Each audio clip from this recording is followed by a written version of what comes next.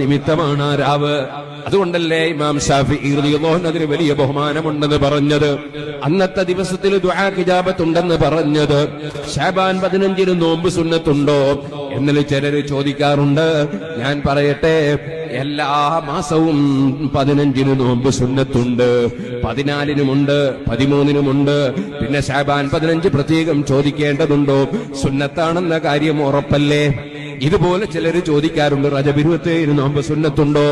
എല്ലാ മാസവും 27, 28, 29, 30 ഉണ്ടെങ്കിൽ 30, അതിന്റെ പുറമെ മാസത്തിന്റെ 1, 2, 3 ഈ ദിവസങ്ങളിൽ നോമ്പ് സുന്നത്തുണ്ടെന്ന് തുഹ്ഫയിൽ ഇബ്നു ഹജർ ഹൈതമി റളിയല്ലാഹു അൻഹു പറഞ്ഞിട്ടുണ്ട്. ശാഫിഈ മദ്ഹബിലെ ഏറ്റവും മുഅ്തമദായ കിതാബിൽ തന്നെ പറഞ്ഞിട്ടുണ്ട്. അപ്പോൾ പിന്നെ 27 നോമ്പെടുക്കണോ എന്ന് ചോദിക്കേണ്ടതില്ലല്ലോ. ഇനി അന്നത്തെ ദിവസത്തെ നോമ്പിന് സാധാരണ എല്ലാ മാസവുമുള്ള നോമ്പിന്റെ മഹത്വത്തിന്റെ പുറമെ കൂടുതൽ മഹത്വമുണ്ടോ ഇല്ലേ എന്ന് പണ്ഡിതന്മാർക്കിടയിൽ ചർച്ചയുണ്ടാകാം. അത് നോമ്പെടുക്കുന്ന നമുക്ക് നോക്കേണ്ടതില്ല, അന്ന് സുന്നത്താണെന്നതിൽ ആർക്കും ഇവിടെ തർക്കമില്ലല്ലോ. അതുകൊണ്ട് നോമ്പെടുക്കേണ്ടത് തന്നെ. ആ ബറാഅത്ത് രാവ് വലിയ ബഹുമാനമുള്ള രാത്രിയാണ്. ആ രാത്രിയിൽ ദുആക്ക് ഇജാബത്തുണ്ടെന്ന് ഇമാം ശാഫിഈ റളിയല്ലാഹു അൻഹു വെറുതെ കണ്ണും ചിമ്മി അങ്ങ് പറഞ്ഞതല്ല, തെളിവുകൾ കിട്ടിയിട്ടാണ് പറഞ്ഞത്. ആ ദിവസം ആ രാത്രി വലിയ ബഹുമാനമുള്ളതാണ്. ഈ ശഅബാൻ മാസവും വല്ലാത്ത ബഹുമാനമുള്ള മാസമാണ്, അല്ലയോ സുഹൃത്തുക്കളെ? യാ അയ്യുഹല്ലദീന ആമനൂ സല്ലു അലൈഹി വസല്ലിമൂ തസ്ലീമാ. ലോകത്ത് തുല്യതയില്ലാത്ത കർമ്മമായ സലാത്ത്, ആ സലാത്ത് ചൊല്ലാനുള്ള നിർബന്ധമായ നിർദ്ദേശം. നിസ്കാരത്തിൽ നമ്മൾ സലാത്തിൽ നിർബന്ധമല്ലേ? ഖുതുബയിൽ നിർബന്ധമല്ലേ? മയ്യിത്ത് നിസ്കാരത്തിൽ നിർബന്ധമല്ലേ? സലാത്ത് നിർബന്ധമാണെന്ന് ആർക്കും തർക്കമില്ലല്ലോ. കാരണം പരിശുദ്ധ ഖുർആൻ സല്ലു സലാത്ത് ചൊല്ലണമെന്ന് പറഞ്ഞതല്ലേ, അതുപോലെ സല്ലിമു സലാം ചൊല്ലണമെന്ന് കൽപ്പിച്ചതല്ലേ. അതുകൊണ്ട് നബി തങ്ങൾക്ക് സലാം ചൊല്ലൽ നിർബന്ധമാണെന്നതിലും ആർക്കും തർക്കമില്ലല്ലോ. നിസ്കാരത്തിൽ നമ്മളൊക്കെ ഈ നബി തങ്ങളെ വിളിച്ച അസ്സലാമു അലൈക അയ്യുഹൻ നബി പറയാറില്ലേ? അല്ലാഹുമ്മ സല്ലി അലാ മുഹമ്മദ് പറയാറില്ലേ? നിർബന്ധമായ കർമ്മമാണല്ലോ സലാത്തും സലാമും. അതിന്റെ പുറമെ ഏത് നിർബന്ധമായ കർമ്മവും സുന്നത്തായി ധാരാളം ചെയ്യുന്ന പതിവില്ലേ. സലാത്തും ധാരാളം ചൊല്ലുന്നത് പുണ്യം തന്നെയാണല്ലോ. ഇരിക്കട്ടെ സുഹൃത്തുക്കളെ, ആ സലാത്ത് ചൊല്ലാനുള്ള നിർദ്ദേശം നൽകിയ മാസമാണ് ശഅബാൻ, ആ മഹത്തായ മാസം. അതുപോലെ വേറെയും ഒരുപാട് സംഗതികളുണ്ട്. ഈ ഭൂമി ലോകത്ത് ഏറ്റവും മഹത്തായ ഒരു സ്ഥാപനമുണ്ട്. അത് കുറ്റ്യാടി സിറാജുൽ ഹുദയല്ല, നമ്മുടെ ഇസ്സത്തല്ല. പിന്നെ എവിടെ നമ്മൾ ഇബാദത്തിന് വേണ്ടി കേന്ദ്രമുണ്ടാക്കിയാലും ഒരു കേന്ദ്രവും ഇല്ലെങ്കിലും നിസ്കരിക്കാൻ വേണ്ടി നമ്മളെല്ലാം തിരിയുന്ന ഒരു കേന്ദ്രം, അതാണ് കഅബത്തുൽ മുശറഫ. അൽ കഅബത്തുൽ മുശറഫ, മഹത്തായ കഅബ. ആ കഅബ ശരീഫ്, അത് സുഹൃത്തുക്കളെ, ഖർനൻ ബഅദ ഖർനിൻ ഉമ്മതൻ ബഅദ ഉമ്മത്തിൻ നബിയ്യുൻ ബഅദ നബിയ്യിൻ. ആദം നബി അലൈഹി സ്വലാത്തു വസ്സലാം ഭൂമിയിൽ ഇറങ്ങുന്നതിന്റെ 2000 കൊല്ലങ്ങൾക്ക് മുമ്പ് തന്നെ മലക്കുകൾ ഇറങ്ങി തവാഫ് ചെയ്ത കഅബ. ആദം നബി അലൈഹി സ്വലാത്തു വസ്സലാം ഹജ്ജിന് വേണ്ടി 70 പ്രാവശ്യം പോയി ഹജ്ജ് ചെയ്ത കഅബ. നൂഹ് നബി അലൈഹി ഇസ്ലാമിന്റെ കപ്പൽ വലിയ തൂഫാന് വന്നപ്പോൾ കപ്പലുമായി നൂഹ് നബി അലൈഹി ഇസ്ലാം വന്ന് കപ്പല് തന്നെ തവാഫ് ചെയ്ത കഅബ. ആ മഹത്തായ കഅബ സുഹൃത്തുക്കളെ, നൂഹ് നബി അലൈഹി ഇസ്ലാമിന്റെ ഖബർ അതിന്റെ സമീപത്തുണ്ട്. നൂഹ് നബിയെ മറവിയപ്പെട്ടതിന് ശേഷം മാത്രമല്ല കഅബയുടെ ബഹുമാനം, ബഹുമാനപ്പെട്ട ഇസ്മായിൽ നബി അലൈഹി സ്വലാത്തു വസ്സലാമിന്റെ ഖബർ ആ കഅബയുടെ ഒരു ഭാഗമായ ഹിജ്ർ ഇസ്മായിലിന്റെ ഉള്ളിലുണ്ട്. മാതാവ് ഹാജർ ദേവിയുടെ ഖബറുണ്ട്. അതുപോലെ വേറെയും പല അമ്പിയാക്കളെയും ഖബറുകളുണ്ട്. പക്ഷേ അവരെ മറവ് ചെയ്യപ്പെട്ടതിന് ശേഷം മാത്രം ബഹുമാനം വന്ന വീടല്ല കഅബ. ആ കഅബ ആദം നബി അലൈഹി ഇസ്ലാം വരുന്നതിന്റെയും 2000 കൊല്ലങ്ങൾക്ക് മുമ്പ് മലക്കുകൾ തവാഫ് ചെയ്ത ഭവനമാണ് കഅബ. ആ കഅബയുടെ നേരെ ചുവടെ ഓരോ ഭൂമിയിലും ഓരോ പള്ളിയുണ്ട്. അതിന്റെ നേരെ മേലെ ആകാശത്തിൽ ഓരോ ആകാശത്തിലും ഓരോ പള്ളിയുണ്ട്.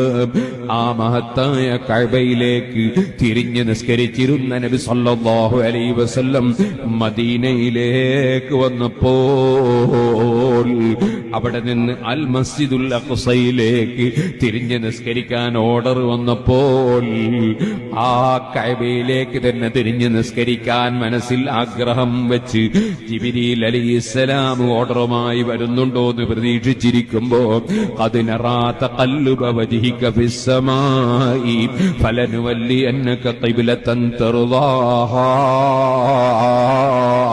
അല്ലാഹുവിന്റെ റസൂല് സല്ലല്ലാഹു അലൈഹി വസല്ലമ തങ്ങളെ തൃപ്തിപ്പെടുത്തലാണ് രാജാവായ റബ്ബിന്റെ പതിവ്. കാരണം അത് ഹബീബാണല്ലോ. പ്രിയപ്പെട്ട ഹബീബിനെ തൃപ്തിപ്പെടുത്തിക്കൊണ്ടാണ് രാജാവായ റബ്ബിന്റെ പ്രവർത്തനങ്ങൾ ഉണ്ടാകാറുള്ളത്. അതങ്ങനെ തന്നെയാണ് എപ്പോഴും ഉണ്ടാകുന്നത്. അത് സുഹൃത്തുക്കളെ ഖിയാമത്ത് നാളിലും റബ്ബ് പറഞ്ഞില്ലേ, വലസൗഫ യുദീക റബ്ബുക ഫതർദാ. ഓ നബിയേ, തങ്ങളെ സൃഷ്ടിച്ച് പോറ്റി വളർത്തി ആവശ്യമുള്ളതൊക്കെ അപ്പോൾ തന്നുകൊണ്ട് സംരക്ഷിച്ചു വന്ന അങ്ങയുടെ റബ്ബുണ്ടല്ലോ, ആ റബ്ബ് തങ്ങൾക്ക് ഖിയാമത്ത് നാളിൽ അങ്ങ് തരും. തന്നു കഴിഞ്ഞാൽ ഇന്നത് തരുമെന്ന് പറഞ്ഞില്ല, തരും. തന്നു കഴിഞ്ഞാൽ ഫതറുല്ലാ, തങ്ങളങ്ങ് തൃപ്തിപ്പെടും നബിയേ. തങ്ങളെ തൃപ്തിപ്പെടുത്തിയിട്ട് മാത്രമേ കാര്യമുള്ളൂ. ആ സന്തോഷ വാർത്ത അറിയിച്ച റബ്ബ് നബിതങ്ങള് പറഞ്ഞില്ലേ, ഇതല്ല അർവാ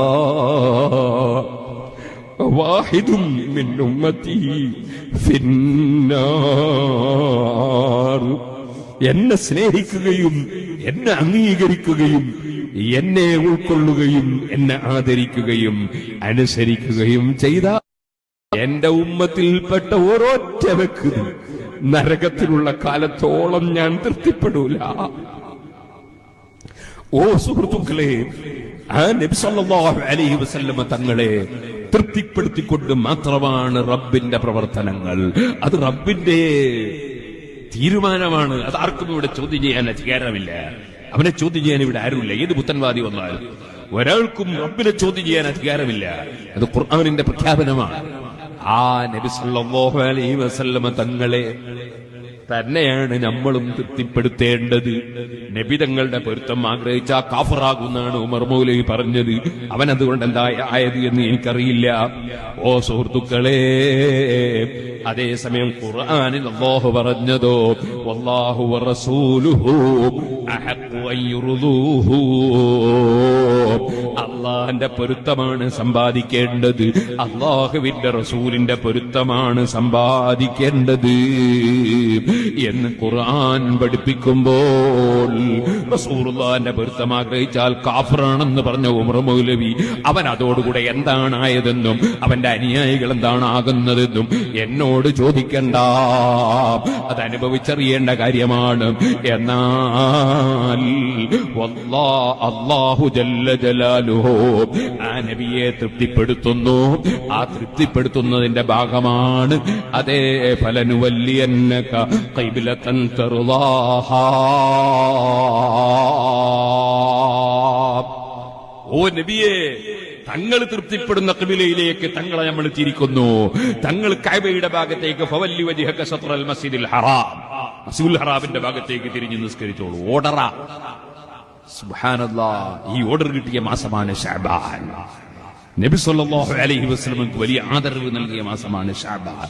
ഈ മാസത്തിൽ വലിയ മഹത്വമേറിയ റമളാനിനെ സ്വീകരിക്കാൻ നമ്മളെല്ലാവരും ഒരുങ്ങണം. അല്ലാഹു തആല ശഅബാനിലും റജബിലും ഒക്കെ ബർക്കത്ത് നൽകി അതാ റമളാനിനെ സ്വീകരിക്കാനും റമളാനിൽ ധാരാളം സൽക്കർമ്മങ്ങൾ ചെയ്യാനും പലതവണ ജീവിതത്തിൽ റജബിനെയും ശഅബാനിനെയും റമളാനിനെയും റബീഉൽ അവ്വലിനെയും മുഹറമിനെയും ദുൽഹജ്ജിനെയും ഒക്കെ സ്വീകരിക്കാൻ നമുക്ക് തൗഫീഖ് നൽകുമാറാകട്ടെ.